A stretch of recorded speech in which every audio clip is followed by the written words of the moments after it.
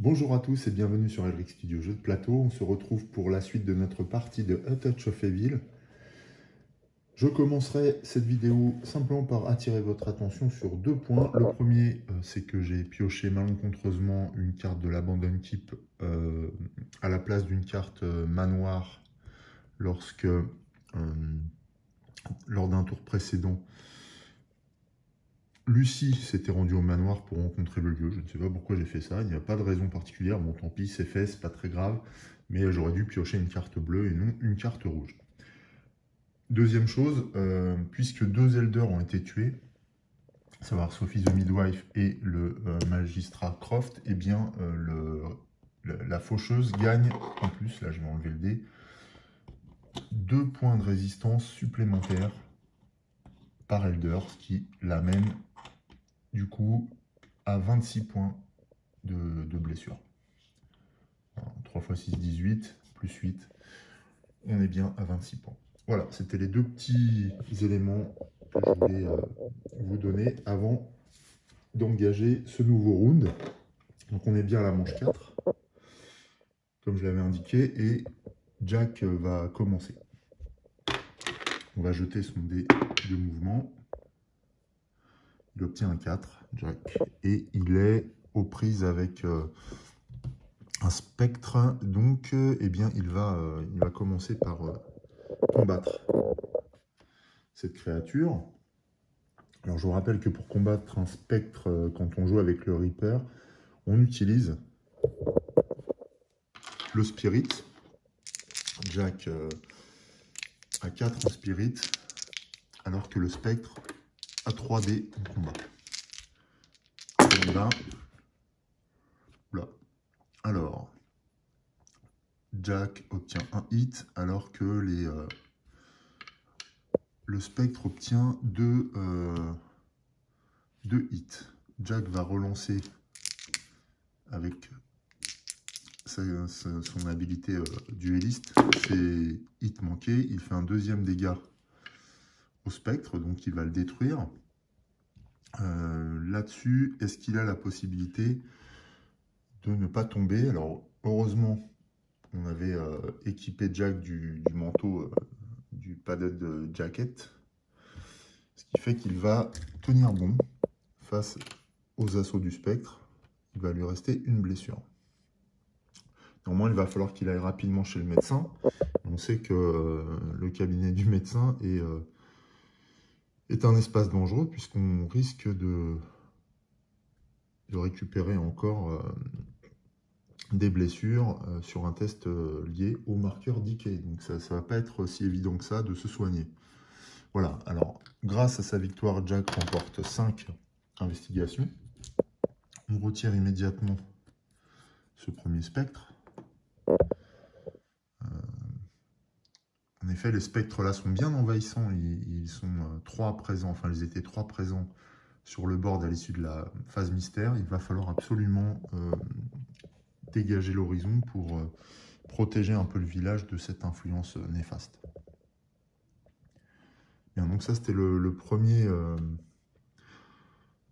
le premier acte, on va dire, du tour de Jack. Il a obtenu un 4 en déplacement, donc je pense qu'il va se rendre immédiatement au windmill. Sauf que, avant cela, il va dépenser 3 pour se soigner de une blessure. Voilà.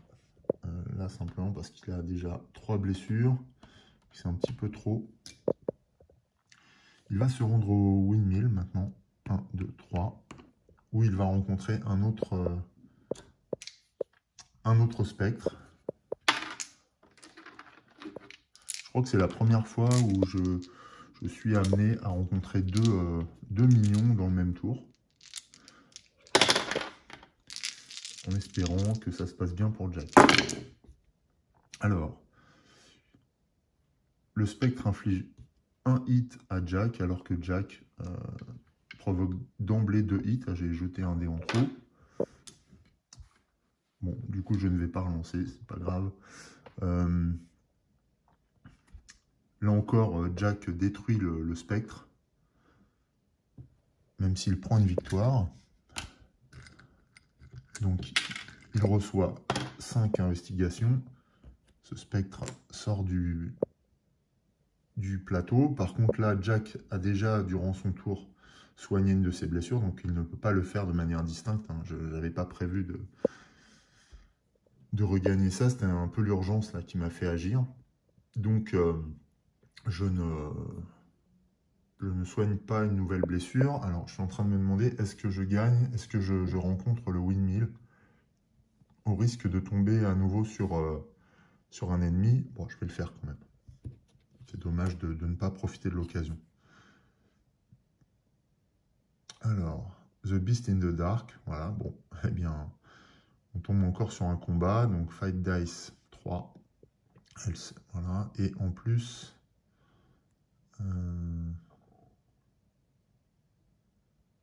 alors, on peut utiliser le cunning pour combattre ce mignon. Bon, de toute façon, Jack a 3 en cunning, 3 en combat. Donc, il est à égalité dans tous les cas avec la bête. Donc là, cette fois, c'est 3 dés qu'on va lancer. Ah, c'est pas du tout favorable là, pour Jack. S'il est blessé, il tombe KO. Et il est blessé fortement. Puisque la bête lui inflige 2 hits, il va néanmoins relancer ses dés. Il inflige 1 hit à la bête, donc il ne la bat pas. Par conséquent, Jack est mis KO immédiatement. Il a subi trop de blessures. Et la bête est défaussée. Là évidemment, la récompense n'est pas gagnée. Jack étant mis KO, il est placé au Town Hall. On va lui retirer toutes ses blessures. Et il va perdre un certain nombre d'objets ou d'investigations en raison de ce KO et en rétribution des villageois, enfin des gens du coin qui l'auraient rapatrié en centre-ville. Donc on va voir tout de suite ce qu'il perd. Il perd 3 objets ou investigations. Il va perdre des investigations, hein, ce qui est préférable, je pense, que ses équipements.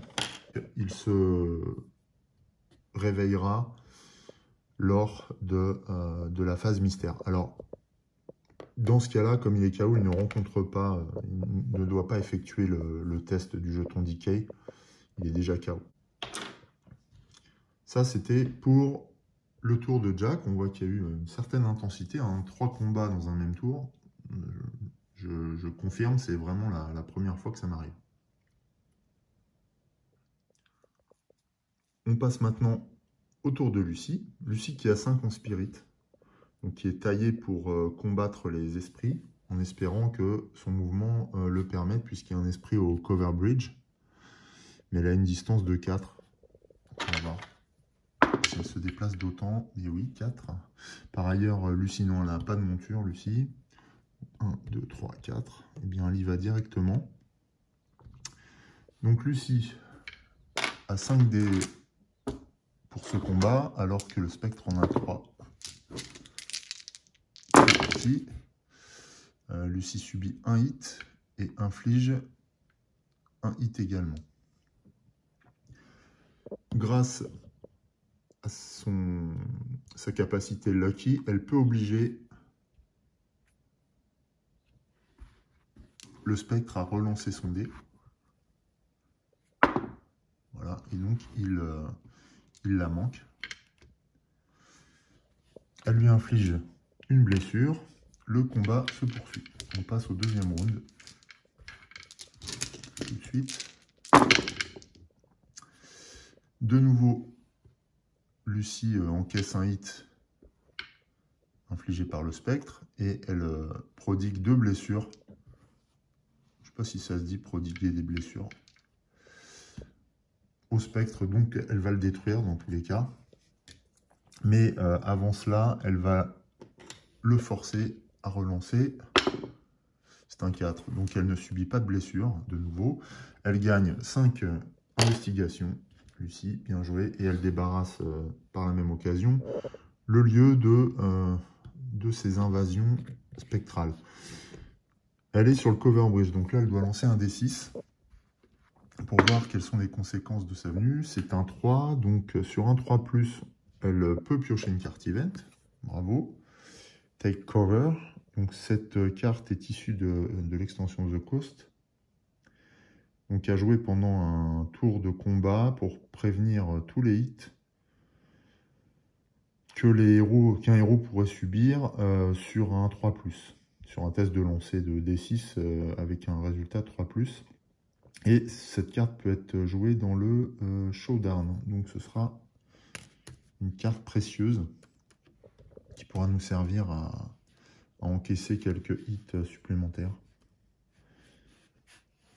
C'est typiquement le genre de carte qu'il faut mettre de côté en prévision du showdown pour tenir encore face au Reaper. Voilà pour Lucie. Que fait-elle avec ces 5 investigations? Elle ne va rien faire de plus pour l'instant. Ouais, je vais lui garder ça pour qu'elle puisse s'équiper un petit peu. Le tour de Lucie est terminé, donc ça va assez vite, hein. Et la bonne nouvelle, il n'y a plus aucun spectre sur le plateau, donc ça, je suis assez content. Sarah, la sorcière blanche, va également agir. Alors, elle obtient un 2 en déplacement. Alors, Sarah obtient un 2. Elle n'a pas d'investigation, mais elle en gagne 2 au début de son tour. Comme ça. C'est fait. Mais avec 2 investigations et 2 en mouvement, qu'est-ce qu'elle peut faire?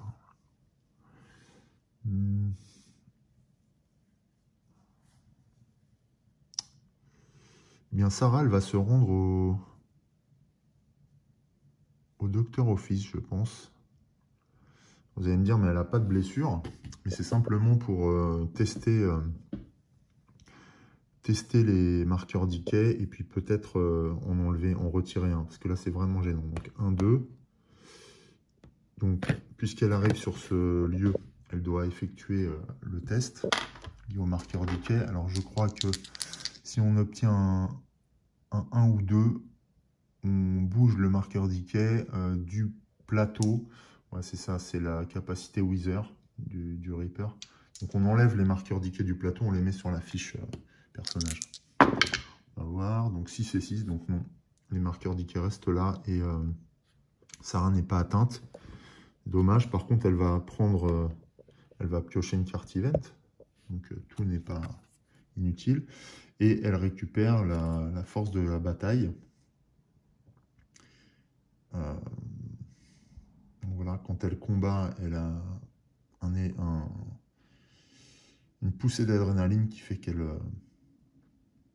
améliore sa capacité de combat.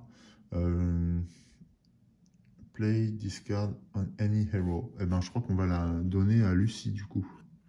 Parce que Sarah a déjà 3 en combat. Ouais. On va donner cette carte à Lucie. Alors c'est un event. Donc ce n'est pas un objet. Ok.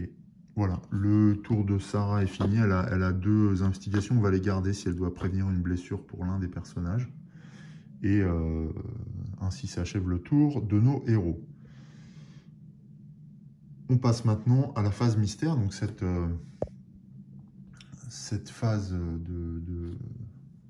cette manche-là, c'est pas trop mal déroulé jusque-là, mais on va voir si notre chance demeure et comment réagit la faucheuse.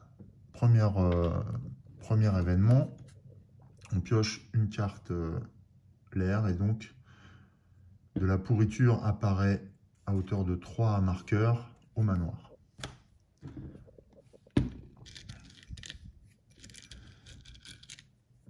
Donc là c'est gênant évidemment.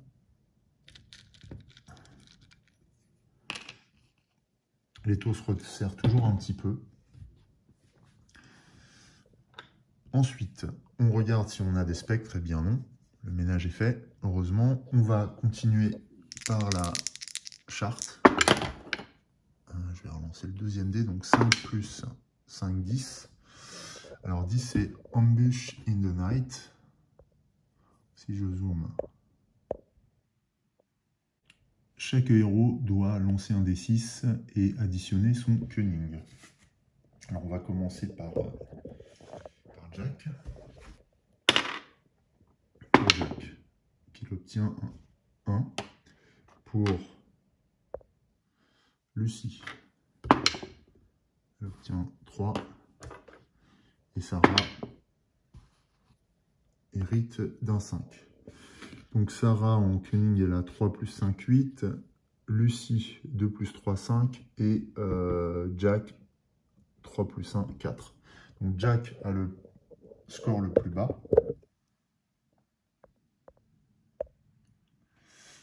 Ce qui implique quoi? Eh bien en fait, le héros avec le résultat le plus bas est immédiatement attaqué par un des minions du vilain.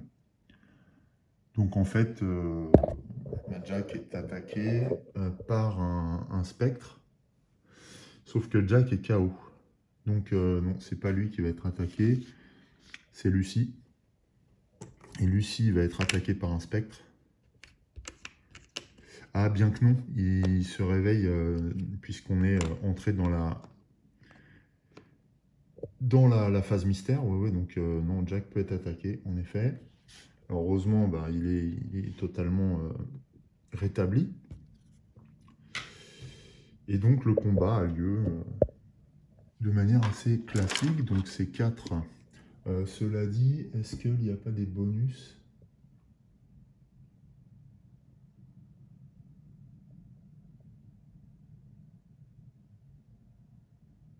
Ouais, donc il n'y a pas de bonus particulier, si ce n'est que le héros ne peut pas utiliser ses capacités. Donc il ne peut pas, par exemple, relancer ses dés avec la capacité de dueliste. Donc là, alors, Jack subit une touche et inflige 2 touches au spectre. Donc il remporte le combat. Il détruit les spectres d'un seul coup, mais subit de nouveau un dégât, sans ne pouvoir faire quoi que ce soit. Voilà, dans la mesure où il est sur Town Hall, il doit jeter également un dé pour voir s'il est atteint par la pourriture. Non, 3, c'est bon, c'est sur un résultat de 1 ou 2. Donc voilà pour la phase Ambush in the Night, pour la phase de la Mystery Chart. Il nous reste à piocher une carte mystère. Et on tombe sur... Alors ça, c'est tout sauf... pourquoi la mise en... Voilà. Alors, c'est une carte un peu particulière, donc pleine lune, Mystery, Moon, tous les minions et loup-garou récoltent d'un +1 au combat. Et on peut ajouter un jeton de transformation, mais ça c'est quand on joue avec le loup-garou, justement. Ça reste en jeu. Malheureusement, alors j'étais en train de me dire que j'aurais pu agir grâce au débreak contre cet événement, mais en fait le débreak concerne une carte mystère. Discard an event or mystery card that remain in play, except during a fight. Eh ben donc si, on peut. Je pensais que c'était juste pour les cartes event. Donc ben, on va jouer le Daybreak pour défausser la Full Moon, parce que c'est une carte qui renforcerait considérablement les spectres. On passerait à 4 dés de combat, et ça, il n'en est pas... C'est pas envisageable, c'est trop dangereux. Donc on va défausser Daybreak, et j'espère qu'on pourra la récupérer, cette carte. Il me semble qu'on a une carte où on peut aller chercher une carte dans les défausses. Ah non, c'est un allié.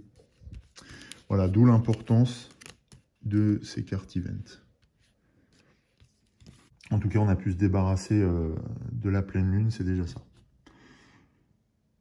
La phase mystère est totalement terminée, ainsi que ce qui achève la 4e manche. On va passer à la 5e manche. Alors là, on a été un peu plus vite par rapport au premier épisode. On va continuer à avancer. Je pense que de toute façon, la vitesse de la partie est bien est bien identifié maintenant. On voit que les événements se précipitent, hein. Quand on a 3 combats dans une même manche pour un seul personnage, ça en dit long quand même. Et si on reprend la totalité des combats qu'on a eu à résoudre lors de la 4e manche, eh bien on voit qu'on en a eu 4 ou 5, donc c'est quand même très conséquent. On voit que le Reaper est capable de déployer des forces de manière assez radicale. On passe tout de suite à la 5e manche pour poursuivre l'aventure et voir ce que le futur nous réserve. Le jeton de premier joueur passe à Lucie. Ça, on peut retirer. Et Lucie jette le dé. Elle obtient un 1, donc elle pioche une carte event, déjà. Resurrent Speech.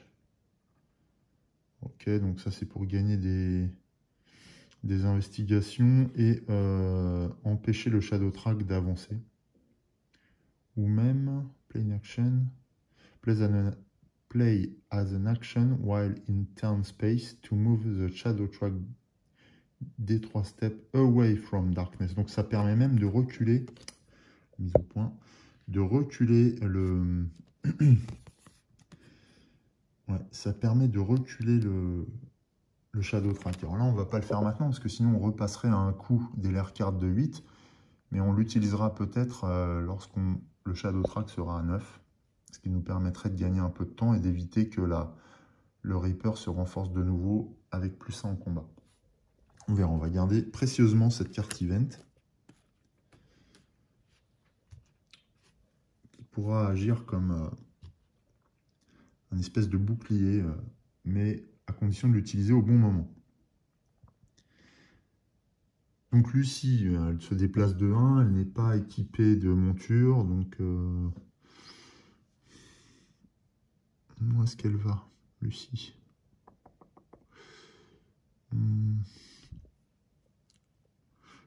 Est-ce que l'un d'entre nous a récupéré une lair card? Non. Eh bien, elle va se diriger vers le centre-ville. Les lair cards coûtent 3. Donc, ah oui, je voulais qu'elle s'équipe, Lucie. C'est vrai. Ouais, mais tant pis, on va acheter une lair card. Parce que le temps presse. Donc, Lucie essaye de trouver une cachette, se renseigne. Voilà. Et elle obtient des informations sur le bureau du juge, qui pourrait être le lieu où se cache The Reaper. Alors, ce serait cohérent puisque le juge a été assassiné récemment. Voilà. Ok. Alors, on voit que l'effet, en plus de ce lieu, ne s'appliquera pas puisque le juge Croft a été déjà tué. Donc, on n'a pas de problème supplémentaire à cet égard. Lucie ne peut rien faire d'autre. Par contre, elle va récupérer ses 2 points de... parce qu'elle a défaussé 5 en investigation. Et le coût du lair card est de 3. Je me suis trompé, c'est Lucie. Voilà. Ok. On passe à Sarah immédiatement. Sarah est au Doctor Office. Elle va... Alors, elle a déjà rencontré le lieu et de toute façon, il va falloir qu'elle lance un des mouvements. Elle obtient un 4, Sarah. Elle va se rendre où avec 4? 1, 2, 3, 4. Elle va se rendre au manoir. Simplement pour essayer de... pareil, de débarrasser un petit peu ce lieu-là. Donc, dans la mesure où elle va rencontrer le manoir, eh bien, elle lance 3 dés. Et on voit où. Donc elle encaisse 2 blessures d'emblée. Elle va, grâce à son aura de protection, essayer de, en dépensant 2 investigations, de prévenir une de ses blessures. Elle doit jeter un D6.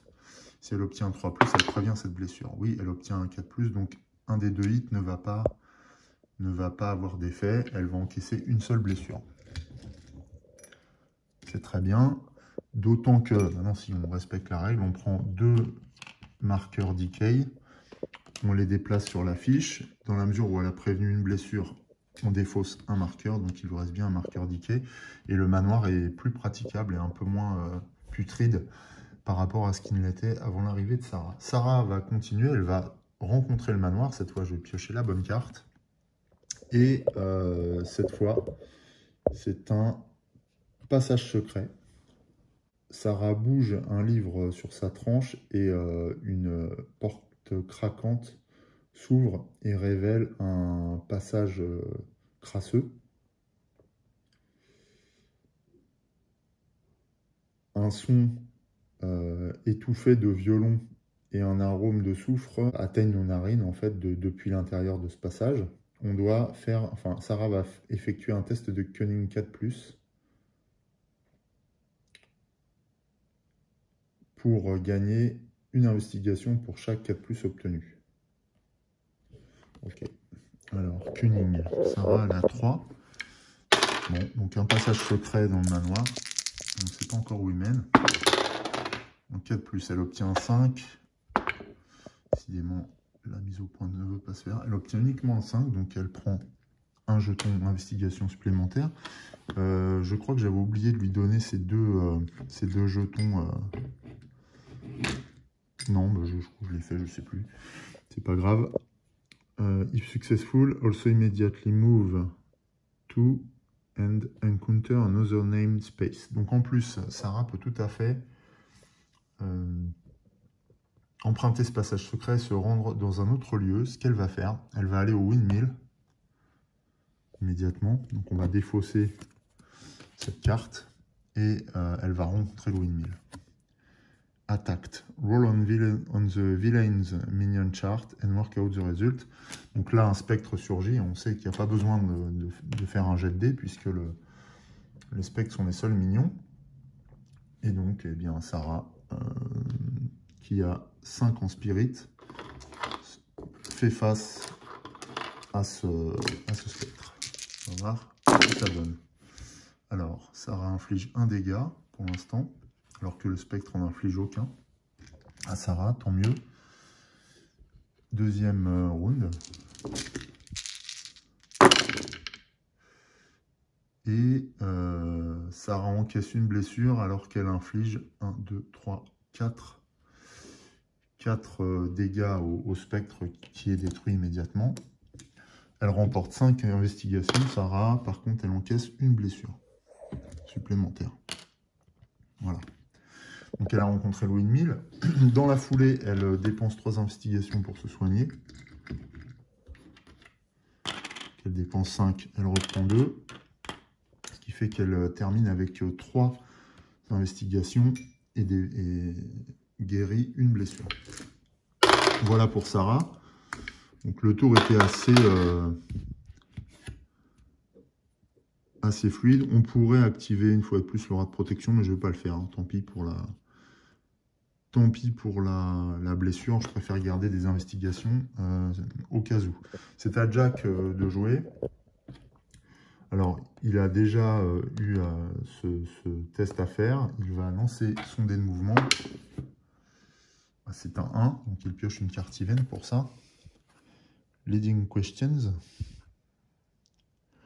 Bon, il va jouer directement cette carte event qui lui permet comme une action de gagner des 3 jetons d'investigation. Donc c'est intéressant, il va le faire immédiatement. Donc des 3, mais il va gagner un jeton d'investigation. Il est malchanceux, Jack. Puis une de manche. Voilà, donc il passe à 5 investigations. Et ensuite, eh bien, il va se déplacer de 1. Alors, il a 4 en spirit. Il va retourner à l'église. Il pioche une carte event puisqu'il est dans ce lieu. Battle Fury. Donc, on peut jouer ça pour n'importe quel héros. Et ça permet de relancer n'importe quel nombre de dés de combat. Voilà, ok. Ce n'est pas précisé pendant le showdown. Mais je pense que c'est valable tout le temps. Voilà. Jack dépense immédiatement 2 jetons d'investigation pour renforcer encore son spirit. Pour ça, il fait un test d'honneur. Et il échoue. il fallait obtenir un 5 ou un 6, il n'obtient aucun résultat positif. Bon. Ok, tant pis. Tant pis, tant pis. Voilà, le tour de Jack est terminé. On passe déjà à la Mystery Phase. Alors, on commence par l'effet Wither, flétrissement de la faucheuse. On pioche une lair card, c'est l'Abandon Keep, où 2 marqueurs Decay apparaissent.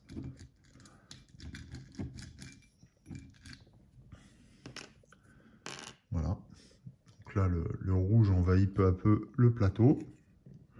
Alors sur l'Abandon Keep, on a la milice aussi, hein, qui peut nous aider. Ensuite, eh bien, ça c'est fait.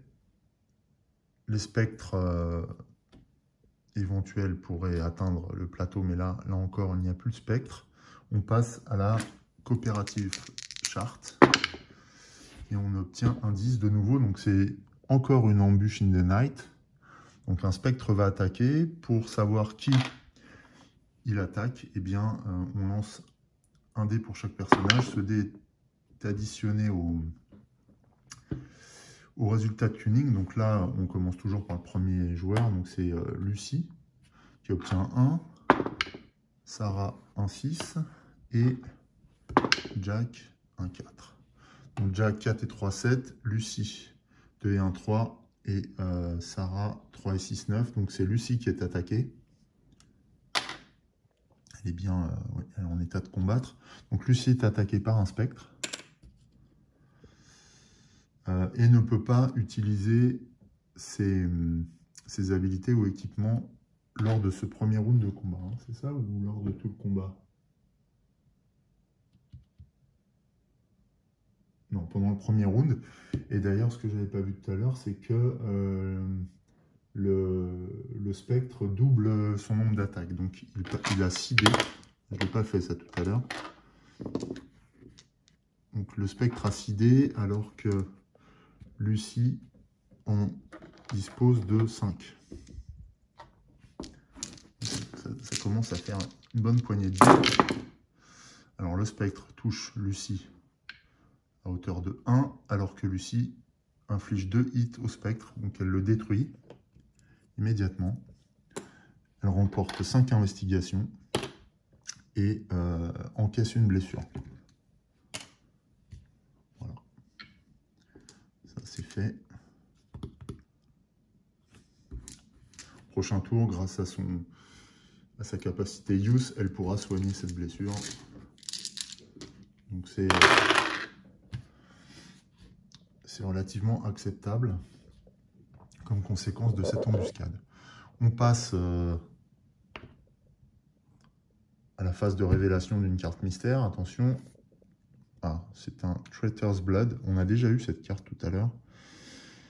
Donc chaque héros doit lancer un D6 et l'additionner à son honneur. Tous les héros ont 4 en honneur, donc c'est le résultat du dé hein, simplement qui va compter. Ok, donc on commence par Lucie, de nouveau. Elle obtient un 6, 2 pour Sarah et 4 pour Jack. Donc c'est Sarah là qui doit réaliser, qui doit faire ce qu'elle a à faire. Elle doit choisir un Elder tué par le vilain et perdre autant d'investigation que le niveau, le score d'honneur du Elder choisi. Là, en l'occurrence, l'Elder porteur de la marque noire, c'est le révérend Hardings. Or, il a un jeton Resolve dessus, donc on va défausser le jeton Resolve. Et du coup, le révérend Harding ne sera pas tué ce coup-ci. Donc, Sarah ne perd pas ses investigations et cette carte mystère est résolue comme ça. Prochain coup, le révérend Harding est totalement exposé à la mort maintenant, comme l'espère la faucheuse. C'est sa prochaine proie. Et ainsi s'achève la 5e manche. Déjà, bien nous allons continuer sur notre lancée et bondir vers une 6e manche. immédiatement. Après cette 6e manche, à la fin de la phase mystère de ce round, on mettra fin à ce second épisode.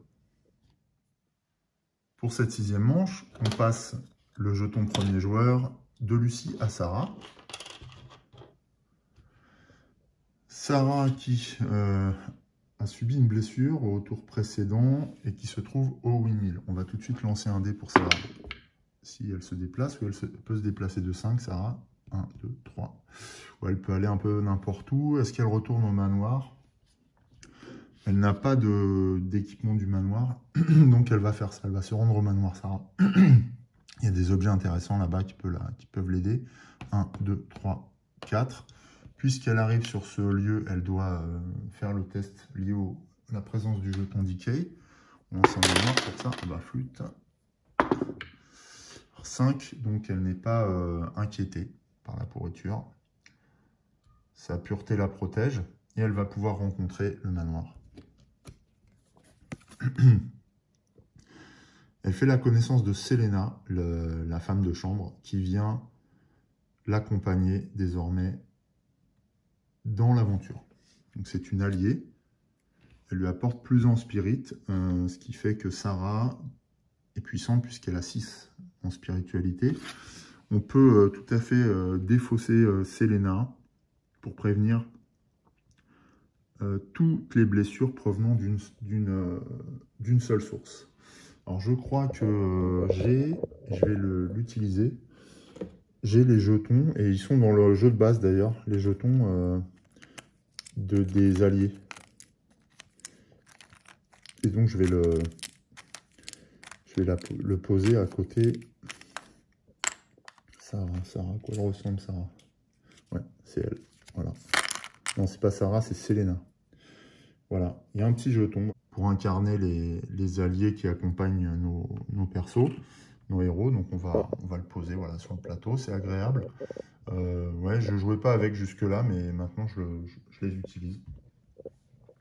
D'autant que les alliés, considérant qu'il s'agit de cartes, peuvent être échangés entre 2 personnages quand ils sont sur le même espace.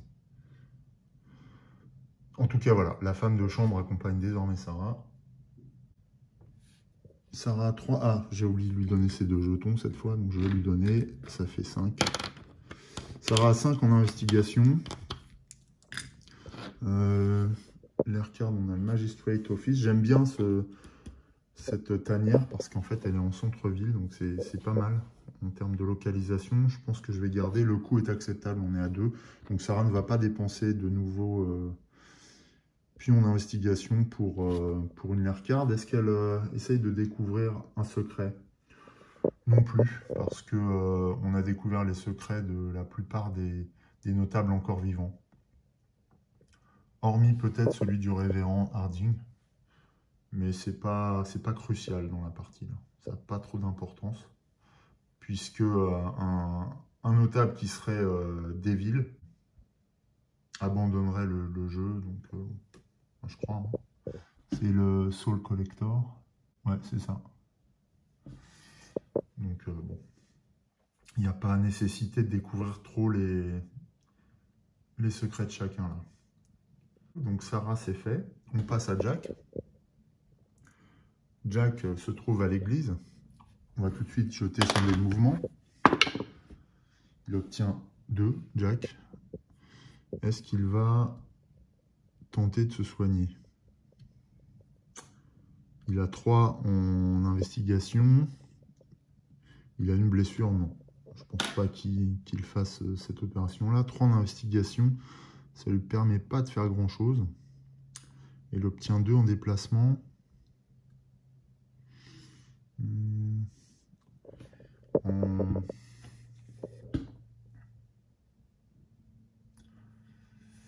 Ouais, il peut éventuellement aller au Blacksmith quand même. Donc il se rend au Blacksmith, il pioche une carte event. C'est un Battle Fury de nouveau, qui permet de relancer les dés. Alors c'est pas très utile pour Jack, mais ça peut être utilisé pour n'importe qui. Et il va regarder ce qu'il peut acquérir comme équipement avec 3. J'espère que je peux acquérir les herbes de soins. Charmed Relic, on spell game round, when you draw a corner location deck, you may discard and draw again. Ça c'est pas mal. Il peut utiliser des herbes de soin.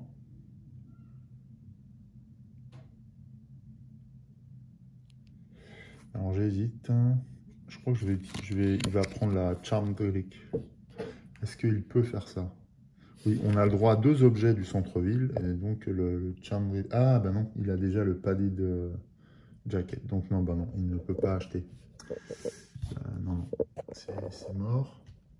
Par contre, grâce à son... Ouais, donc du coup, il était à l'église. Grâce à sa monture, il peut parcourir non 2 mais 3. Donc il peut se rendre jusqu'au manoir, et c'est ce qu'il va faire. 1, 2, 3. Il peut atteindre le manoir. Il y a un marqueur d'Ikea, donc ça oblige à un test. Il obtient un 6, donc il n'est pas inquiété. Et il peut rencontrer le manoir. On va faire ça, c'est beaucoup mieux. J'avais oublié qu'il avait une monture. Alors là, c'est les Whispered Rumors. J'aime bien cette carte. Donc ce sont des rumeurs, des bruits de couloir captés par et échangés par les femmes de chambre qui savent tout du manoir. Donc cachés dans un coin, vous entendez les servantes murmurer sur quelques invités du dîner et nous écoutons attentivement en essayant d'entendre ce qui pourrait être utile. On va faire un test de Spirit 5+, et pour chaque 5+ obtenu, on peut regarder donc un secret d'un Town Elder. On peut aller voir ce que cache le révérend Harding, sachant que on regarde, donc on ne le révèle pas. C'est Jack, donc Spirit, il a 4. Ok, allez. Bien, il obtient 2, il obtient un 5, un 6. Make a Spirit 4, ouais. Donc on peut regarder 2 secrets en principe. Eh bien, on va regarder ce que cache le révérend Harding. D'abord. Ah, c'est un Reluctant Hero. Voilà, donc un héros attentif qui peut rapporter 3 dés de combat s'il est rallié à la Hunting Party pendant le showdown. Mais il ne sortira que lorsque on sera dans l'un des secteurs rouges du Shadow Track. Donc voilà, c'est malgré son côté froid et peu avenant, le révérend Harding est intègre dans cette partie. Mais bon, il est sous la menace directe de la marque noire, donc je ne suis pas sûr qu'on bénéficie de quoi que ce soit. Et surtout pas de son aide. Voilà, en tout cas, on a percé à jour son secret. On aurait pu en percer à jour un autre, mais je ne ressens pas le besoin de le faire. On va plutôt avancer. J'aurais préféré un équipement pour Jack, une arme, mais on va se contenter de ça. L'information peut être une arme aussi. On continue avec Lucie. Lucie qui va lancer son dé de mouvement. Elle obtient un 4. Lucie est sur une zone à l'entrée de ville. Là. Alors, 1, 2, 3, 4. Elle pourrait se rendre au All Woods. Le problème, c'est que là, on a 5 dés de test à lancer.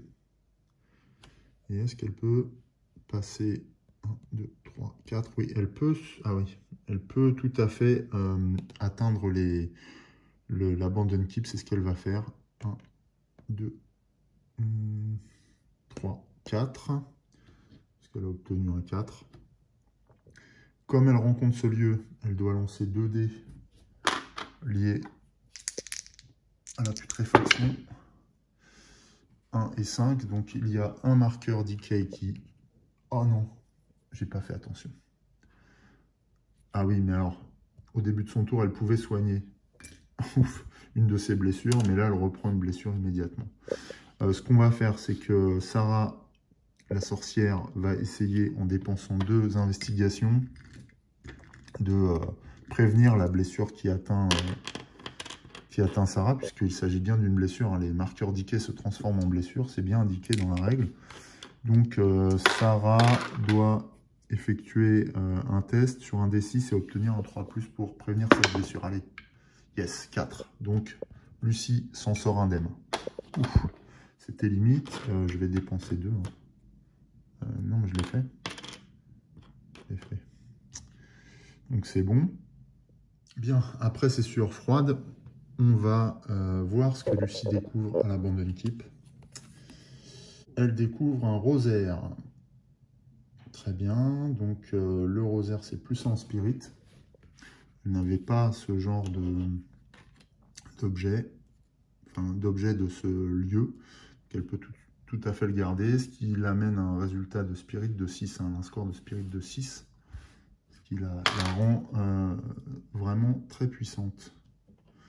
Il faudrait que je trouve un moyen de pouvoir utiliser le spirit, y compris contre le Reaper. Pour le moment, ce n'est pas possible. Ça doit être dans des cartes event qu'on trouve cette capacité, j'imagine. Mais bon, pour l'instant, c'est pas envisageable. Lucie a 7 en investigation. Elle va... Est-ce qu'elle fait autre chose?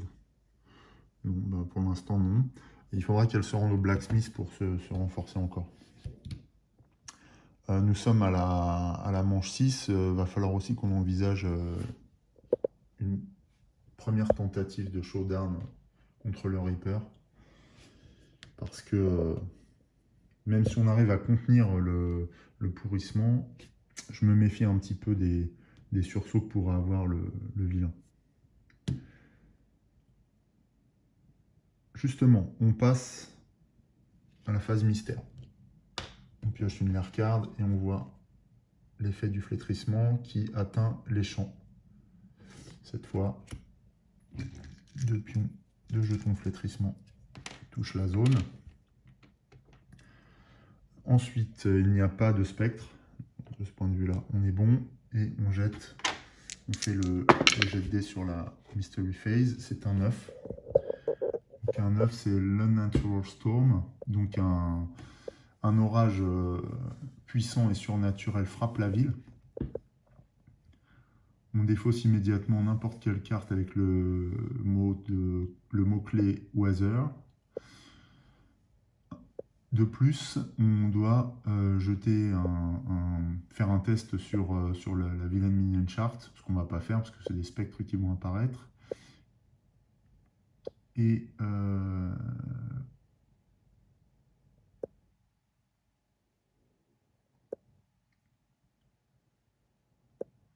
pour voir ce que l'orage apporte.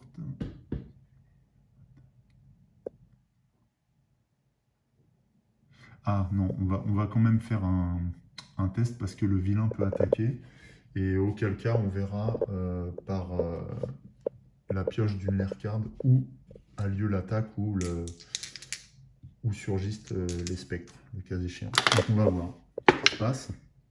C'est un 3, donc c'est un spectre qui arrive. Et on voit où frappe l'orage dans les marais. Donc un spectre apparaît ici.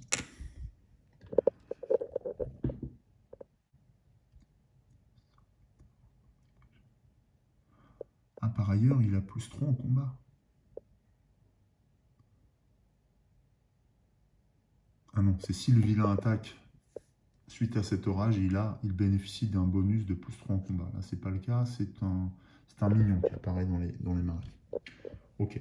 Eh bien, il nous reste qu'à piocher une carte mystère. C'est une carte murder, donc on sait que là, la capacité Shadow of Death va s'appliquer. Mais avant ça, on doit effectuer l'effet de la carte. Donc une carte murder, c'est une carte avec le mot-clé Death. Est-ce qu'on a quelque chose qui nous permet d'éviter les effets de cette carte? Cancel a mystery card, is keyword Hysteria. Donc non. Non, on n'a pas ce qu'il faut. Donc on est obligé d'appliquer. Alors le vilain frappe encore. On place 3 investigations sur une random location. Ok. Ça va être windmill. 3 investigations windmill. Ok. 1, 2, 3. Voilà. semble que la faucheuse ait visité ce lieu. Ensuite, on va bouger le Shadow Track de 1 vers les ténèbres. Donc on passe à 10. Et ça aura en fait les frais immédiatement en perdant une investigation. Oui, c'est un Shadow Track, donc un cran, donc voilà. Ok. Et bien entendu, on applique l'effet de la carte Murder. Donc le Shadow of Death du Reaper, c'est quand une carte Murder est jouée, eh bien, on doit également placer des jetons Decay comme pour l'effet Wither. Donc dans ce cas-là, on va piocher une air card. Ah, est-ce que c'est sur le même lieu? Je crois que c'est sur le même lieu. Ouais, at the location. Through it has been drawn for the Wither. Donc le Windmill, la carte l'air de Windmill a 3 en valeur. Donc c'est 3 jetons Decay qu'on doit placer également sur ce lieu. Donc, voilà, un lieu attirant mais dangereux que ce moulin. Moulin qu'il faudra que je peigne un jour ou l'autre. Je l'ai toujours pas peint. C'est vrai que ça fait un trou là au niveau des corps. Ok, voilà. Voilà pour cette phase mystère. Elle se termine comme ça. Bon, bah, le Windmill, on a bien fait d'y aller avant parce que ça va être compliqué de nous y rendre désormais. On verra si on est obligé d'y aller ou pas. Et ainsi s'achève la 6e manche de notre partie.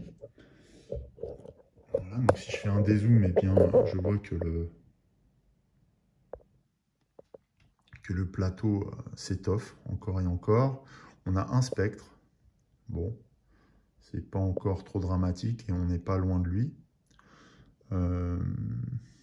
Qu'est-ce qu'on peut dire de la partie? Eh bien, on a toujours la même observation. J'ai l'impression que l'accélération est un peu moins brutale. Là.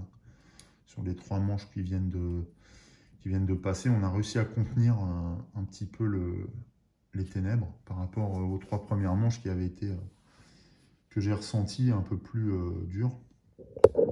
Et puis, surtout, nos persos commencent à être équipés. On va pouvoir envisager maintenant assez rapidement de tenter le coup et d'attaquer la faucheuse dans son repère dissimulé dans les murs du bureau du juge. Voilà, bah écoutez, pour cet épisode, on va arrêter là. Je vais vous dire à très très bientôt sur Eric Studio Jeux de Plateau pour la suite de notre aventure. En attendant, je vous embrasse, portez-vous bien, salut!